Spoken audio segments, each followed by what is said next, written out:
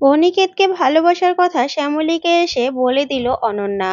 শুনে কষ্ট পেল শ্যামলী। হ্যাঁ বন্ধুরা, এমনটাই দেখা যাবে। তাই সম্পূর্ণ জানতে ভিডিওটিতে লাইক দিয়ে চ্যানেলটি সাবস্ক্রাইব করে দেখতে থাকুন। গল্পের শুরুতেই দেখা যাবে গুন্ডাদের হাত থেকে অনন্যাকে বাঁচিয়ে বাড়িতে নিয়ে যায় অনিকেত। তারপরে অনন্যার বাবা বলতে থাকে, এ কি অনিকেত, তোমার অবস্থা এরকম কেন? হাত কেটে গেছে, বুকে কেটে গেছে, কি হয়েছে তোমার? তখন অনিকেত বলতে থাকে, আমার কথা বাদ দিন স্যার। আসলে আপনার মেয়ের এরকম একটা ছেলের সাথে বিয়ে ঠিক করলেন, তার ব্যাকগ্রাউন্ড চেক না করেই? কেন করলেন স্যার এটা?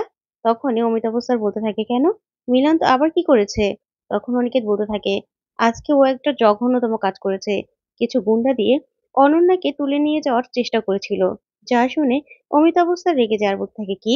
মিলান্তের এত বড় সাহস? এত বড় সাহস ওর? তখনই অনিকেত বলতে থাকে, স্যার আপনি থানায় যান। এখনই পুলিশে একটা কমপ্লেন করে রাখুন। এরকম ছেলেদের না বাইরে একদম ঘোরাফেরা করা উচিত নয়। ওদের তো জেলে থাকা দরকার। ওদেরকে ইনফ্যাক্ট মেরে ফেলা দরকার। বুঝতে পেরেছেন? এত খারাপ একটা ছেলে। তখনই অমিতাভ স্যার বলতে থাকে, ওর এত বড় সাহস? দাঁড়াও, আমার এক বন্ধুই আছে, কমিশনার। ওকে আমি এখনই ফোন করছি। এখনই ফোন করে ওই মিলান্তের নামে কমপ্লেন করছি। ওকে তো শাস্তি পেতেই হবে। এই বলে অমিতাভ স্যার চলে যায়। তারপরে অনিকেত বলতে থাকে, আচ্ছা অনন্যা, তাহলে এখন আমি যাই। অনেক রাত হয়ে গেছে তো। তারপরে অনন্যা বলতে থাকে, দাঁড়াও অনিকেত, তোমার হাতে অনেকটা কেটে গেছে। আমি একটু ব্যান্ডেজ করে দেই। তখন অনিকেত বলতে থাকে, না না অনন্যা, দরকার নেই। তখন অনন্যা পড়ে যেতে লাগলে অনিকেত ধরে ফেলে আর বলতে থাকে, কি হয়েছে তোমার? কি করছো তুমি? তখন অনন্যা বলতে থাকে, জানো, আমি একটা ভুল মানুষকে বিশ্বাস করেছিলাম। আমার এতে খুব অবাক লাগে। তখন অনিকেত বলতে থাকে, শোনো, ভুলটা তোমার নয় অনন্যা, ভুলটা ওই ছেলেটার। তখনই অনন্যা বলতে থাকে, জানো তো অনিকেত, কিন্তু আমি কাকে বিশ্বাস করব? ওর মতো তো এরকম আমার আশেপাশের মানুষগুলো এরকম হতে পারে। তাই কাকে বিশ্বাস করব বলো তো? তখন অনিকেত বলতে থাকে, না অনন্যা, ও খারাপ বলে যে সব মানুষ খারাপ এরকমটা নয়। তুমি চোখ কান খোলা রাখো। তোমার আশেপাশে হয়তোবা তোমার বিশ্বাস করার মতো মানুষ তুমি পেয়ে যাবে। আর তুমি না হয়তোবা বুঝতেও পারছো না যে তোমার ভালোবাসার মানুষ তোমার আশেপাশে আছে। এমন কাউকে তোমার জন্য রাখা হয়েছে না, যাকে তুমি বিশ্বাস করতে পারবে, ভালোবাসতে পারবে। তাই তুমি চোখ কান খোলা রাখলেই তাকে দেখতে পারবে, রিয়েলাইজ করতে পারবে সব মানুষ না খারাপ হয় না অনন্যা। যা শুনে অনন্যা অবাক হয়ে অনিকেতের দিকে তাকিয়ে থাকে। তারপর অনিকেত বলতে থাকে, জানো তো, বিশ্বাসটা না মানুষের প্রতি এমনিতেই চলে আসে। তাই কারো মতো ভুল করবে না। কার সাথে যে কার কখন বিধাতা জোড়া লাগিয়ে দেয় না, সেটা একমাত্র বিধাতা ছাড়া আর কেউ জানে না।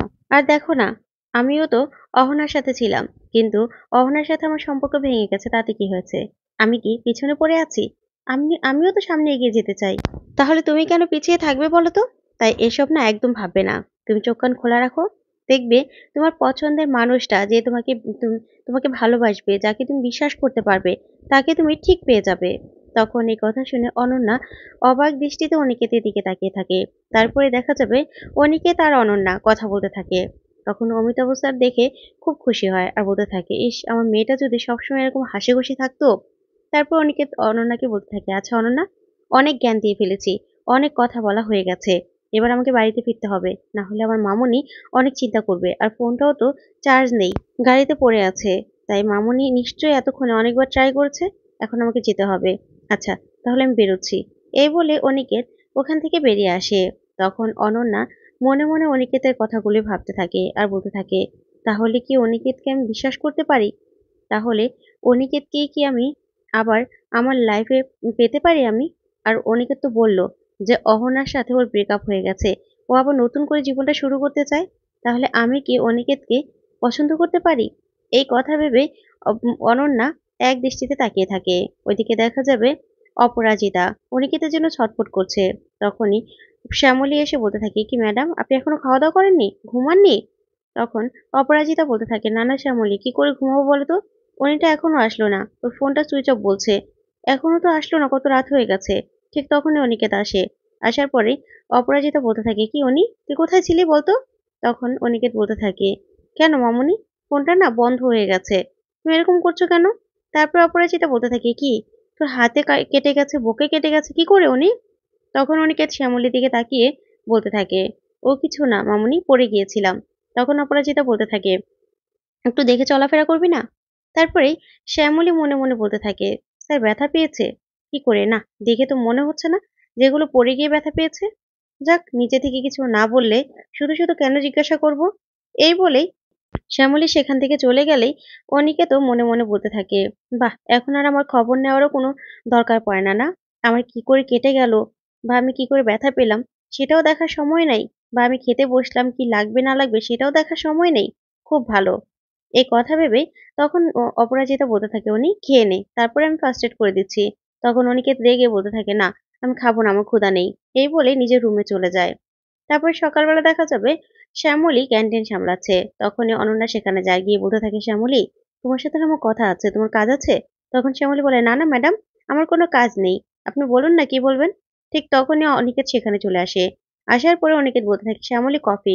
তারপর শ্যামলী কফি আনতে গেলেই অনিকেত আর অনন্যা সুন্দরভাবে কথা বলতে থাকে, হাসতে থাকে। তারপরে শ্যামলী দেখে বলতে থাকে, বাহ, স্যার আর ম্যাডাম কি সুন্দর করে কথা বলছে। তারপরে অনিকেত অনন্যার মুড ভালো করার জন্যই শ্যামলীকে বলতে থাকে চকলেট কেক আনতে।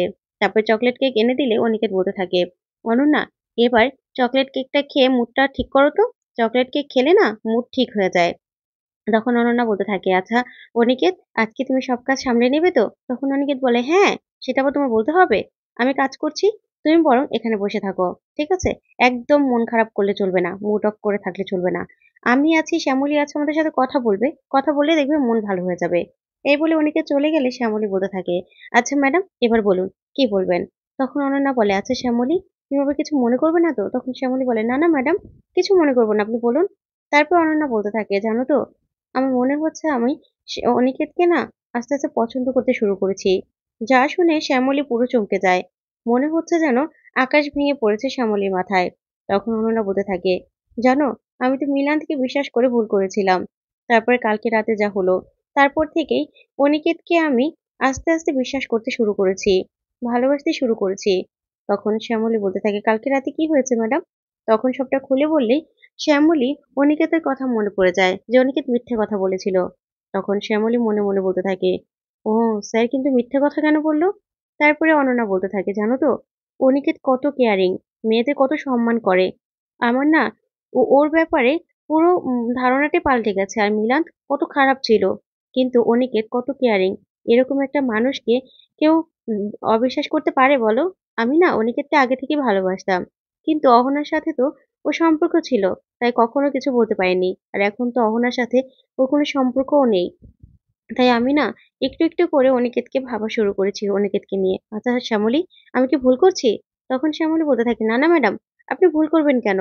তখন অনন্যা বলতে থাকে, জানো তো শ্যামলী, আমি না তোমাকেই বললাম, কারণ তুমি তো অনিকেতকে চিনো, আর তাছাড়া তোমার শ্বশুরবাড়ির লোকজনও ওকে চেনে। তুমি আমাকে হেল্প করবে এই ব্যাপারে? তখন শ্যামলী উঠে দাঁড়ায় আর বলতে থাকে, ম্যাডাম, সময় লাগবে।